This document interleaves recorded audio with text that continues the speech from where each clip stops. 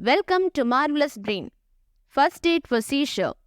If someone has a seizure, move them to a safe place to avoid injuries. If their eyes are fluttering during a partial seizure, help them sit comfortably. If they are on the floor, turn them gently to one side. This helps keep their airway clear and prevents them from choking on any fluids. Don't crowd around, make space, ensure they can breathe, and consider moving to an open area. Don't give them keys or metal objects, they might harm themselves. Never put anything in their mouth, offer medicine, water, or try CPR during a seizure.